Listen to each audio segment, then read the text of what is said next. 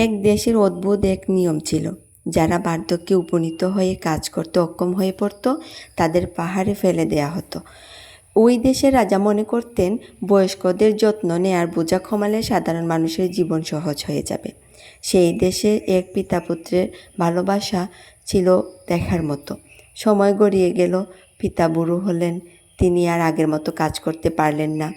দেশের নিয়ম অনুযায়ী ছেলেকে বাধ্য হয়ে তাকে পাহাড়ে ফেলে আসতে হবে।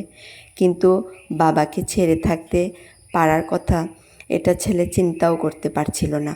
তবুও শাস্তির বয়সে বাবাকে কাঁধে নিয়ে পাহাড়ের দিকে রওনা দিল। পাহাড়ের চূড়ায় পৌঁছে তার মন কেঁদে উঠল। শেষ পর্যন্ত বাবাকে সেখানে রেখে আসতে পারল না। সে বাবাকে সঙ্গে নিয়ে বাড়ি ফিরল এবং বাড়ির পিছনে লুকিয়ে রাখল। প্রতিদিন চুপি চুপি খাবার এনে তাকে খাওয়াতে লাগলো। তো হঠাৎ একদিন রাজা তার প্রজাদের বুদ্ধি পরীক্ষা করতে চাইলেন। তিনি ঘোষণা করলেন যে ছাই দিয়ে দড়ি বুনিয়ে এনে দিতে পারবে তাকে তিনি পুরস্কৃত করবেন। ঘোষণা শুনে লোকজন হতভম্ব হয়ে গেল। ছাই দিয়ে কি কখনো দড়ি তৈরি করা সম্ভব?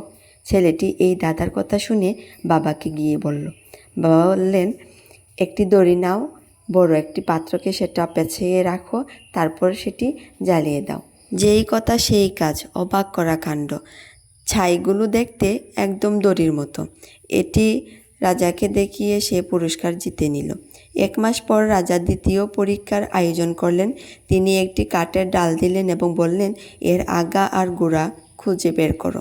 ডালের দুপ্রান্ত দেখতে একই রকম ছিল, তাই কেউই এর উত্তর খুঁজে পেল না। ছেলে কাঠের ডালটি বাড়িতে এনে বাবাকে দেখালো। বাবা বললেন, ডালটি পানিতে ভিজিয়ে রাখো, যেটি বেশি ডুবে যাবে সেটি গোড়া, আর যেটি বেশি থাকবে সেটি আগা। ছেলে বাবার উপদেশ মতো কাজ করলো এবং রাজাকে দেখিয়ে আবারও পুরস্কার জিতে নিল। এরপর রাজা আরও একটি কঠিন দাদা দিলেন। তিনি বললেন, একটি ডুল তৈরি করো যা কোনো আঘাত ছাড়াই শব্দ করবে। এবার সবার মাথা ঘুরে গেল। কেউই এমন ডুল বানানোর উপায় খুঁজে পেল না। ছেলে আবার বাবার শরণাপন্ন হলো। বাবা বললেন, একটি ডুল তৈরি করো, তার ভেতরে একটি মৌমাছির চাক রাখো। ছেলে বাবার নির্দেশ মতো ডুল বানিয়ে রাজাকে দিল। রাজা ডুলটি হাতে নিয়ে নাড়া দিতেই এর ভেতরে মৌমাছিরা উঠতে লাগলো, ফলে ডুলে আঘাত ছাড়াই শব্দ হতে লাগলো। রাজা বিস্মিত হয়ে ছেলেকে জিজ্ঞেস করলেন, তুমি কিভাবে এত কঠিন প্রশ্নের উত্তর পেলে? ছেলে বলল, মহারাজ, আমার নিজের কোনো অভিজ্ঞতা নেই, আমার বৃদ্ধ বাবাই সব উত্তর দিয়েছেন। ছেলের কথা শুনে রাজা একটু নরম হয়ে গেলেন। তিনি উপলব্ধি করলেন জীবনের কঠিন সমস্যার সমাধান বের করতে অভিজ্ঞতা সবচেয়ে মূল্যবান। রাজা সঙ্গে সঙ্গে ঘোষণা করলেন, আজ থেকে আর কোনো বৃদ্ধকে পাহাড়ে ফেলে আসতে হবে না। এরপর থেকে সকল বৃদ্ধরা পরিবারের সঙ্গেই আনন্দে থাকতে লাগলেন। অভিজ্ঞতা অমূল্য।